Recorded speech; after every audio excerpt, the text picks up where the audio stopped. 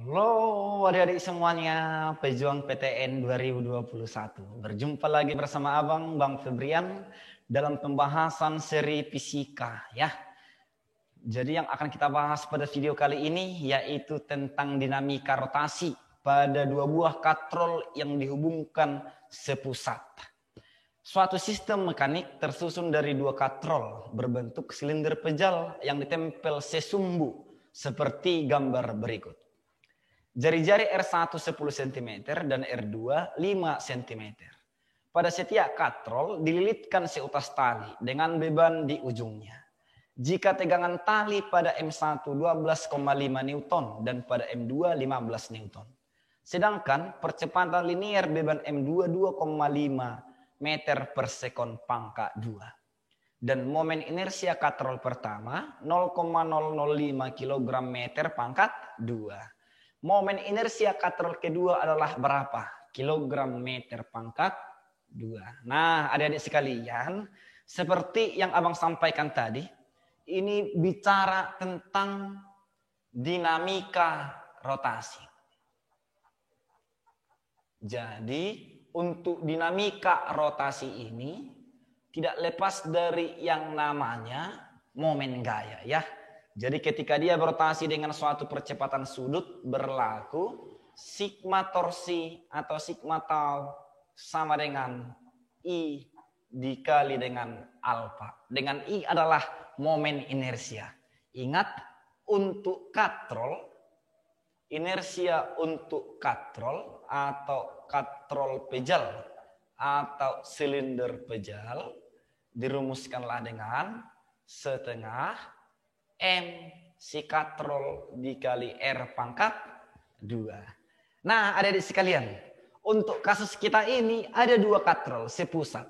Ingat, kalau ada dua buah roda dipasang sepusat, maka tentulah nanti percepatan sudut katrol pertama sama dengan percepatan sudut katrol kedua. Inilah syarat yang pertama.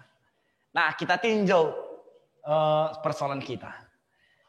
Untuk katrol yang dihubungkan dengan dua buah beban sedemikian, maka langkah pertama kita tentukan dulu manakah torsi terbesar, gitu ya, sehingga akan kita tahu kemana nanti arah rotasinya. Nah, kita tinjau untuk benda pertama. Ada beban bermassa M1, berarti ada gaya berat W1 menuju pusat bumi. Akibat beban ini bekerja gaya tegangan tali pada tali. Sebut namanya T1.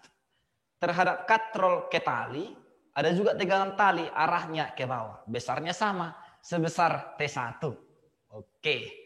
Kemudian untuk beban kedua, ada massanya M2, berarti bekerja gaya berat W2, arahnya menuju pusat bumi.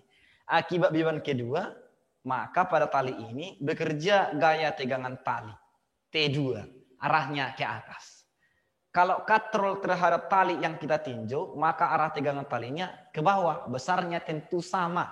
Karena ini satu tali, ketegangannya juga sama besarnya. Nah gitu ya. Hanya saja T1 tidak sama dengan T2. Lalu kalau katrol pertama jari-jarinya yang besar ini, R1. Katrol kedua yang kecil jari-jarinya R2. Lantas berapakah besar momen inersia yang kedua? Nah, yang pertama yang akan kita cari adalah momen inersia akibat gaya terhadap katrol. Jika kita tinjau katrol pertama, maka torsi 1 pada katrol yang pertama, gayanya ada T1, lengannya si R1. Torsi 1 berarti sama dengan T1 kali R1. Untuk T1-nya tadi sama dengan 12,5 dikali si R1 0,1 ya. Ini berarti sama dengan 125 kali 10 pangkat minus 2 Newton meter. Kemudian kita tinjau untuk katrol kedua. Ada gaya T2, lengan gayanya terhadap poros adalah R2, kan gitu ya. Maka torsi kedua itu sama dengan T2 dikali R2. Untuk nilai T2-nya 15 Newton, R2-nya 5 kali 10 pangkat minus 2.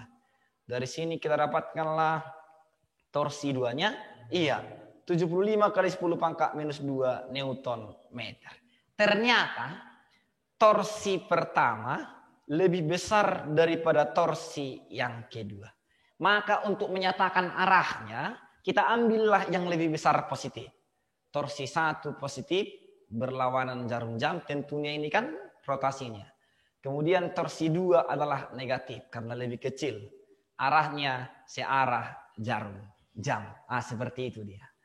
Nah, untuk mencari besarnya percepatan sudut alfa, ingat ya, alfa itu sama dengan A dibagi R. Yang diketahui di persoalan adalah A2. Berarti mencari alfa sistem itu sama dengan A2 dibagi dengan R2.